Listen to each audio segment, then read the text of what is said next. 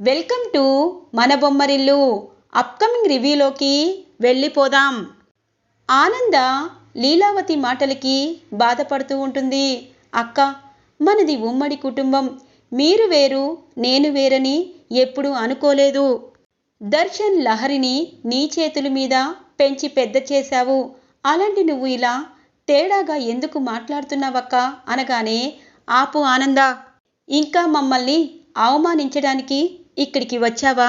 నా కొడుకు ఫ్యాక్టరీ కోసం, కంపెనీ కోసం ఎంతగా కష్టపడ్డాడో నీకు తెలీదా?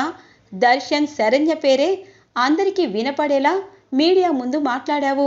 మరి నా కొడుకు కష్టాన్ని ఏం చేయాలనుకున్నావు? నా కోడలు మతి స్థిమితం లేదు, చిన్న పిల్లలాగా ప్రవర్తిస్తుంది. తనని మీరు ఇబ్బంది పెడుతున్నారు. ఇక మా వల్ల కాదు ఆనంద, ఈ ఇంట్లో అవమానపడుతూ మేము ఉండలేము. అందుకే ఇంటి నుండి వెళ్ళిపోవాలనుకుంటున్నాము. ఉమ్మడి కుటుంబాన్ని ముక్కలు చేయాలనుకుంటున్నాము.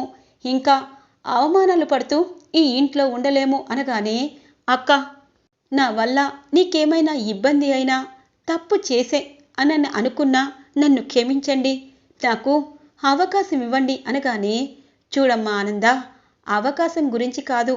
ఈ ఇంట్లో మనం ఎప్పటి నుండో కలిసికట్టుగా ఉన్నాము. కానీ ఇప్పుడు పొరపొచ్చులు వచ్చాయి. నువ్వు అందరూ కలుపుకోవాలని అనుకుంటారు. కానీ దర్శన్ శరణ్య అలా కాదు. మతిస్థిమితం లేని అనన్యపై తను ఏదో ఏదో అనుకుంటుంది. తను ఎప్పుడూ అలాగే ఉండాలనుకుంటుంది. కానీ ఈ ఇంటి కోడలిగా, చిన్న కోడలిగా అధికారాన్ని దక్కించుకోవాలనుకుంటుంది శరణ్య అని అంటారు కోటేశ్వరరావు. బావగారు, శరణ్యది అలాంటి మనస్తత్వం కాదు. తన అత్త ఇల్లే తన ప్రాణంగా బ్రతుకుతుంది. అపార్థాలు వచ్చాయి, అవి తొలగించే అవకాశాన్ని నాకు ఇవ్వండి అని చెప్పి ఆనంద వాళ్ళని వేడుకుంటూ బయటికి వస్తుంది.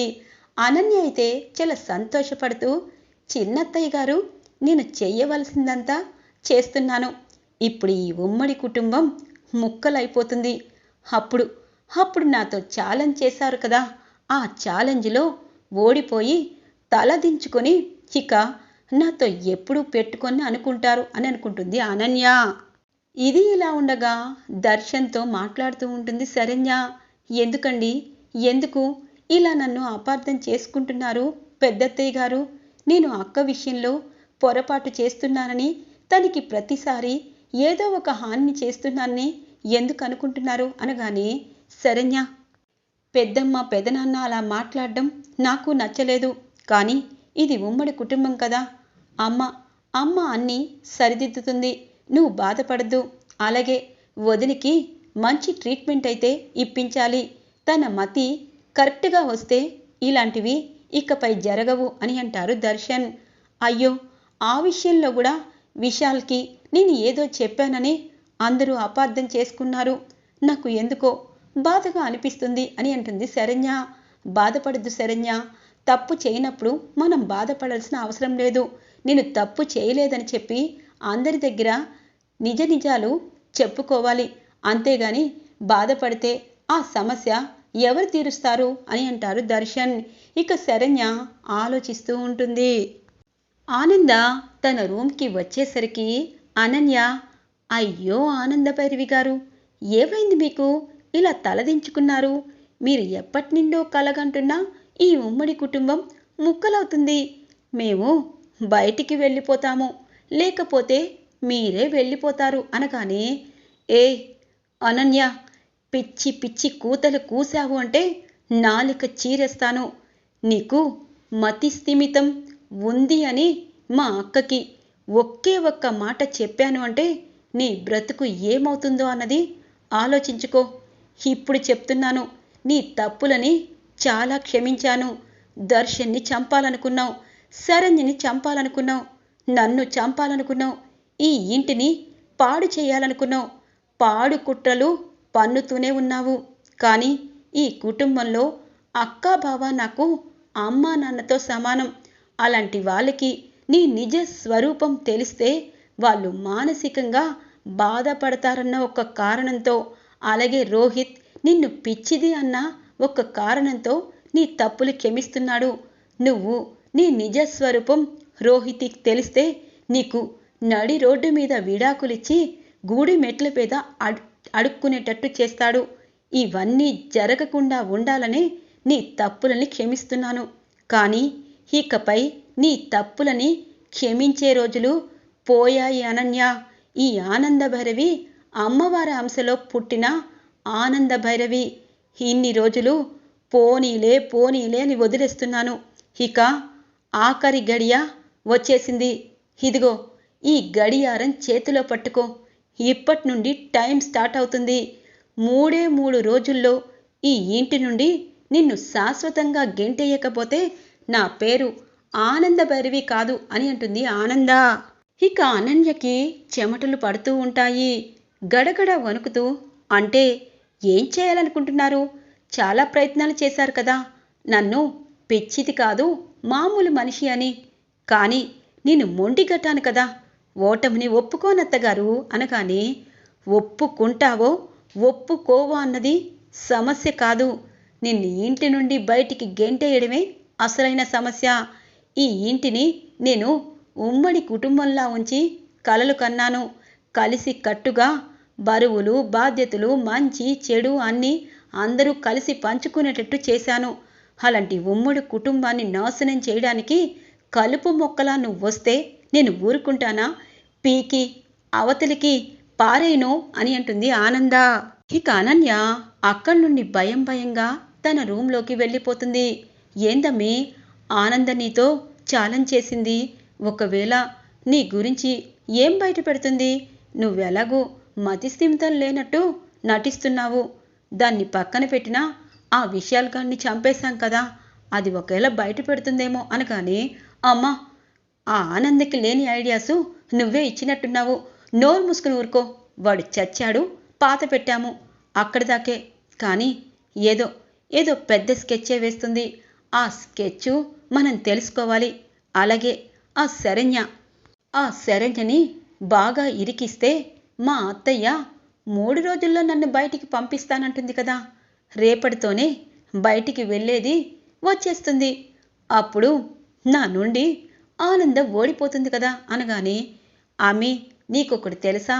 నిజం చెప్పాలంటే ఆనందభైరవి వదిన గారు సంపాదించిన ఆస్తే. ఒకవేళ మీ అత్తగారు నాకు వద్దులే అనిందనుకో, మీరు చిప్ప పట్టుకొని అడుక్కోవాలి. ముందు ఆస్తులు సగం వాటా వేసేలా మీ అత్తగారికి నేను చెప్తాలే అని అంటుంది. ఇక కాంచన, అమ్మ ఇప్పుడు నోరు జారావనుకో మా అత్తయ్యకి డౌట్ వస్తుంది. అసలే ఆ ఆనందంటే చాలా ప్రేమ. ఆవిడిగారి ఈ ఆస్తంతా సంపాదించారని మా అత్తగారు మా మామగారికి చాలా అంటే చాలా జాలి, తనంటే రెస్పెక్ట్. అందుకే ఆస్తి గురించి ఇప్పుడు మాట్లాడుకు అని అంటుంది అనన్య. తెల్లవారుతుంది. కాంచన బయటికి వచ్చి, ఏడి ఈ శేఖరం ఏడి అని చెప్పి, శేఖరం అని పిలుస్తుంది. ఏంటే నా మీద ప్రేమగా పిలుస్తున్నావంటే ఈరోజు జీతం వస్తుందనా అనగానే, ఏ జీతం వస్తే నాకు ఇవ్వచ్చు కదా అనగానే, నువ్వు పెళ్ళంలాగా నాతో ఎందుకు ఉండట్లేదు? ఈ ఇంట్లో మహారాణిలా ఉంటున్నావు గుంటనక్క అనగానే, ఓయ్ పెళ్ళం డబ్బులు అడిగితే ఇచ్చే మొగుడిని చూశాను కానీ నీలా ఎందుకు ఏంటి అడగలేదు. అందుకే నేను హ్యాపీగా ఇంట్లో ఉన్నాను. నువ్వేమో వాచ్మెన్లా ఉన్నావు అనగానే, నేను వాచ్మెన్లా ఉన్నానే, కానీ ఇంట్లో ఎప్పుడో ఒకరోజు నీ గురించి తెలిస్తే అప్పుడు నీ బ్రతుకు ఈ వాచ్మెన్ దగ్గరికే రావాలి అనగానే, నిన్ను వదిలేసి 27 సంవత్సరాలు అయింది. ఇప్పటికీ నా వెనకాల పడుతున్నావు, నీకు సిగ్గుగా లేదు అనగానే, జీతంలో ఒక 2000 ఇస్తాను, పట్టుచీర కొనుక్కుంటావా అనగానే, ఇవ్వు త్వరగా ఇవ్వు అని అంటుంది. ఇంతలో శరణ్య కిందికి వస్తుంది. ఏంటి పెద్దమ్మ మాటల్లా ఉన్నాయి అని చెప్పి ఆగుతుంది. ఏంటి 2000ఏనా? పట్టుచీర 10,000 ఇవ్వు అని అంటుంది. నువ్వు నా పెళ్ళానివని అందరికీ చెప్పు.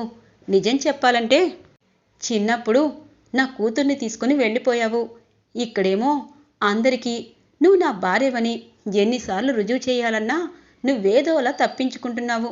కానీ ఈరోజు మాత్రం నా భార్యవని చెప్పేయచ్చు కదా, ఎందుకంటే భార్యాభర్తల బంధం గొప్పది కదా అనగానే, నోరు ముయ్యవయ్యా నువ్వు నా భర్తవని ఇంట్లో తెలిస్తే ఇంకేమైనా ఉందా? నీకొక విషయం తెలుసా? నా కూతురు మహారాణిలా ఉంది. నేను తన దగ్గరే ఉంటాను. నువ్వు జీతం నాకివ్వు అనగానే శరణ్య ఒక్కసారిగా షాక్ అవుతుంది. అంటే పెద్దమ్మ భర్త ఇక్కడున్న వాచ్మెన్ చంద్రశేఖర? అంటే పెద్దమ్మ కావాలని తను చెప్తున్నది అబద్ధమని చెప్తుందా? ఎందుకు పెద్దమ్మ ఇలా మోసం చేస్తున్నావు అని చెప్పి ఇక శరణ్య అక్కడి నుండి ఆనంద భైరవి దగ్గరికి వస్తుంది. అత్తయ్య గారు, మీకొక విషయం చెప్పాలి అని అంటుంది. ఏంటమ్మా అనగానే, అత్తయ్య గారు, పెద్దత్తయ్య గారు మీరు రండి అనగానే, చూడు శరణ్య, నువ్వు ఏం చెప్పాలనుకుంటే ఇక్కడే చెప్పు, ఎక్కడికో వెళ్ళి చెప్పక్కర్లేదు. నీ తప్పుల్ని నేను క్షమించను అనగానే, అత్తయ్య గారు, దానికోసం కాదు, మీరు రండి అని చెప్పి బయటికి తీసుకుని వస్తుంది. ఇక ఇటువైపు చంద్రశేఖర్ తనకి డబ్బులు ఇస్తూ ఉంటే, నువ్వు నా భర్తవని అప్పుడప్పుడు గుర్తుకొస్తుందయ్యా, కానీ మళ్ళీ నువ్వు ఎక్కడ నన్ను టార్చర్ పెడతావేమో, ఒకవేళ ఇక్కడ ఉన్న వాళ్ళందరికీ నా భర్తని చెప్తే నీతో పాటు పంపించేస్తారు. అందుకే నువ్వు డబ్బులు ఇస్తూ ఉండు, అప్పుడప్పుడు నేను నీతో అని చెప్పి అనగానే ఆనంద లీలావతి షాకింగ్గా చూస్తూ ఉంటారు. వెనక్కి తిరిగి చూసేసరికి కాంచన అని పిలుస్తుంది ఆనంద భైరవి. వదిన గారు, వీడు అనగానే చెంప చెల్లుమనిపిస్తుంది. చి, సిగ్గులేదా నీకు? కట్టుకున్న భర్త వాచ్మెన్గా ఇక్కడ ఉండి ఎన్నోసార్లు నువ్వు నా భార్యవని చెప్తున్నా నీ అబద్ధాల మాటలు విని నీ భర్తని దూరం పెట్టాను. అయినా నువ్వు తన భార్యవని ఎందుకు చెప్పలేదు అని అంటుంది. వదిన గారు, వీడు అనగానే, ఇంకా అబద్ధాలు చెప్పొద్దు పెద్దమ్మా, నేను అంతా విన్నాను. శేఖరం నీ భార్య తినే కదా అనగానే, అవునమ్మా, నా కూతురు చిన్నప్పుడు తీసుకొని వెళ్ళిపోయింది, మీ ఇంట్లో ఉంది. ఎన్నిసార్లు నేను తన భర్తనన్నా మీరు నమ్మలేదు అనగానే ఇక కాంచన అర్థమైపోతుంది. అమ్మో, ఈరోజు వీడి భార్యనని వీళ్ళందరికీ తెలిసింది. ఇప్పుడు నా కూతురు పరిస్థితి అనగానే ఇంతలో పిచ్చిదాన్లా అనన్య వస్తుంది. అమ్మీ అనగానే, ఇదిగో నీ కూతురు అని అనుకుంటున్నా పెద్దమ్మవి, ఇదిగో నీ కూతురు పిచ్చి పట్టిందాల్లా మారింది. నీ భర్త ఇక్కడే ఉన్నా వాడు నీ భర్తని చెప్పుకోవటం లేదు. అక్క, చూసావా, ఈ కాంచన మాయల మరాఠీ ఈ ఇంటికి వచ్చి మన కుటుంబాన్ని నాశనం చేయాలని అనుకుంటుంది. తన భర్తనే మోసం చేసింది అనగానే, అవునానంద, ఖచ్చితంగా వీళ్ళకి మనం ఒక సమాధానం చెప్పాలి. చూడు కాంచన, నీ భర్త వాచ్యమనని సిగ్గుపడ్డావో, ఎప్పుడో వదులుకున్నానని బాధపడ్డావో నాకు తెలీదు. శేఖరం చాలా మంచివాడు, నువ్విక నీ భర్తతోనే ఉండాలి అనగానే అనన్య ఒక్కసారిగా షాక్ అవుతుంది. సైగ చేస్తూ ఉంటుంది. ఇక సమాధానం చెప్పుకోలేకపోతుంది కాంచన. ఇదేంటి, మా నాన్న ఆ శేఖరమా? ఇన్ని రోజులు మా అమ్మకి తెలిసి కూడా చెప్పలేదా? ఇదేం ట్విస్ట్రా బాబు, ఇప్పుడే దొరికిపోవాలా అని చెప్పి ఇక మళ్ళీ మతిస్థిమితం లేనట్టు నటిస్తూ పైకి వెళ్ళిపోతుంది. ఇక కాంచన, వదిన గారు నేను అనగానే, చూడు కాంచన, భర్త ఎక్కడుంటే అక్కడే ఉండాలి. అదిగో నీకోసం శేఖరానికి మేము ఒక ఇల్లు కట్టాము, రేపటి నుండి అక్కడే ఉండాలి అని చెప్పి అంటుంది లీలావతి. ఈ ఆనంద కాంచన వైపు చూస్తూ, నువ్వు చాలా పాపాలు చేశావు, కానీ ఇప్పుడు ప్రాయశ్చిత్తం కలుగుతుంది కాంచన. నీ భర్తకి వంట చేసి వండి పెట్టి, అలాగే మా ఇంటికి రావాలంటే రావచ్చు. నువ్వు వాచ్మెన్ భార్యవని మేము అనుకోము అని చెప్పి లోపలికి వెళ్ళిపోతారు. కాంచన తిక్క బాగా కుదురుతూ ఉంటుంది. ఇక శేఖరం తన భర్తని ఇంటి వారందరికీ తెలియడంతో ఇది ఇలా ఉండగా దర్శన్కి ఇక శరణ్య సమీర ఫోన్ చేస్తుంది. ఆ ఫోన్ని ఆనంద లిఫ్ట్ చేయడంతో ఇక ఆనంద్కి అర్థమవుతుంది. అంటే ఇది క్యాన్సర్ డ్రామా ఆడి దర్శన్ని తన దగ్గరికి తీసుకోవాలనుకుంటుందా? అంటే ఇది మళ్ళీ ఒక డ్రామా మొదలుపెట్టింది. ఇప్పుడు కథకి ముగింపిస్తాను కదే సమీర, నా కోడల జోలికి మళ్ళీ వచ్చావన్నమాట అని అనుకుంటుంది ఆనంద. ఇక అనన్య వాళ్ళమ్మ బయటికి వస్తారు. ఏంటమ్మా, వాడు నా నాన్న అనగానే, అవునే అని చెప్పి అంటుంది. ఛీ, సిగ్గుగా లేదు? ఇప్పుడు ఆ ఆనందం మనతో ఛాలెంజ్ చేసి 3 రోజుల్లో నన్ను బయటికి తరిమేస్తానంటుంది. ఇప్పుడు నీ గుట్టు తెలిసి వాళ్ళందరి దగ్గర చులకనైపోయాను. ఇప్పుడు ఎలా? అర్జెంటుగా సమీరాని కలవాలి. అలాగే ఆ లహరి పెళ్లి పనులు మొదలు పెట్టారు కాబట్టి ఆ లహరి మహేష్ని చంపిన వీడియో ఇక పబ్లిక్లో ఉంచమని చెప్పాలి అనగానే, ఆమె అది కాదు, దర్శన్కి ఆ సమీరాకి పెళ్లి చేసి మీ ఆనంద భైరవి పొగరు దింపు అనగానే, సరే ఆ పని చేస్తాలే, వెళ్దాం పదా అని చెప్పి సమీర ఇంటికి వస్తారు. అనన్య, కాంచన. వాళ్ళని ఆనంద భైరవి ఫాలో అవుతుంది. ఇక నలుగురు గుమ్ముగూడి మాట్లాడుతూ ఉంటారు. రేపు దర్శన్కి నీకు పెళ్లి జరిగిపోవాలి. ఎందుకంటే దర్శన్ శరణ్యకి దగ్గరైపోతున్నాడు. మా అత్తగారితో నేను ఖచ్చితంగా ఛాలెంజ్లో గెలవాలి. దర్శన్కి మాయమాటలు చెప్పి ఇక చచ్చిపోతున్నట్టు, ఎలాగూ క్యాన్సర్ డ్రామా ఆడుతున్నారు కాబట్టి తాలిబొట్టు కట్టేశాక నువ్వేంటి అన్నది చెప్పు చాలు అనగానే, ఆ పనిలోనే ఉన్నాము అనన్య. ఇక రేపు నాది దర్శన్ది పెళ్ళి, ఎవరు అడ్డురారు. అలాగే శరణ్యకి నిజం తెలిసినా ఎవరికి చెప్పుకోలేదు. నువ్వు ఇలా వచ్చినందుకు నాకు చాలా సంతోషంగా ఉంది అనగానే, నేను పెళ్లిలో ఇన్వాల్వ్ అవ్వను, కానీ ఆ ఆనందే మన టార్గెట్ అని అంటుంది అనన్య. ఇదంతా ఆనంద భైరవి కిటికీలోండి చూస్తుంది.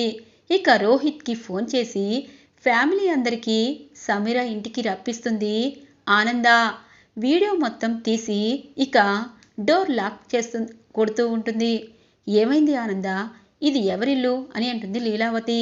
ఇక రాజేశ్వరరావు, కోటేశ్వరరావు, అలాగే దర్శన్, శరణ్య, రోహిత్ అందరూ డోర్ దగ్గర నిలబడతారు. ఇక డోర్ కొట్టగానే సమీర, అనన్య, ప్రకాష్, కాంచన దొరికిపోతారు. ఏంటనుకుంటున్నావక్క, ఇక్కడ నీ కోడలు పిచ్చిదాన్లా ఇంట్లో నటించి ఇక్కడ సమీరాతో ప్లాన్ల మీద ప్లాన్లు వేస్తుంది. అదిగో నీ పిచ్చి కోడలు అనుకుంటున్నా దుర్మార్గమైన విశ్వాసఘాతకురాలైన కోడలు అని అంటుంది ఇక ఆనంద. ఒక్కసారిగా లీలావతి అందరూ షాక్ అయిపోతారు. ఏ అనన్య, నీకు మతిస్థిమితం లేక నటిస్తున్నావా అనగానే, అది కాదు అని చెప్పి యాక్టింగ్ మొదలు పెడితే ఇక ఆనంద తన ఫోన్లో తీసిన వీడియో అంతా అందరికీ చూపిస్తుంది. ఇక రోహిత్ అనన్య చెంప పగలగొడతాడు. ఛీ, నువ్వొక మనిషివా అని చెప్పి అంటారు. ఇటువైపు సమీర దర్శన్ వైపు భయంగా చూస్తుంది. అమ్మ, మరోసారి నా కళ్ళు తెరిపించావు. ఇలాంటి వాళ్ళని నమ్మి మళ్ళీ శరణ్యని నేను దూరం పెడుతున్నాను. శరణ్య, నేను తప్పు చేశాను. అప్పుడే నువ్వు నిజం చెప్పినా నేను నమ్మలేదు అని అంటారు దర్శన్. ఇక ఆనంద భైరవి, ఆనంద ఆట సింహం వేట. నా కోడలు, నా కొడుకు జీవితాల్లోకి ఎవరైనా తొంగి చూడాలనుకుంటే వాళ్ళకి కట్టకట్టాలు పాలు అవుతారు. ఇకపై జాగ్రత్తగా ఉండాలి అని అంటుంది ఆనంద సమీరాకి, అనన్యకి. ఈరోజు రివ్యూ ఇలా ఇంట్రెస్టింగ్గా ఎండ్ అవుతుంది ఫ్రెండ్స్. రాబోయే రివ్యూ కోసం మా ఛానల్ని సబ్స్క్రైబ్ చేసుకోండి. Thanks for watching friends.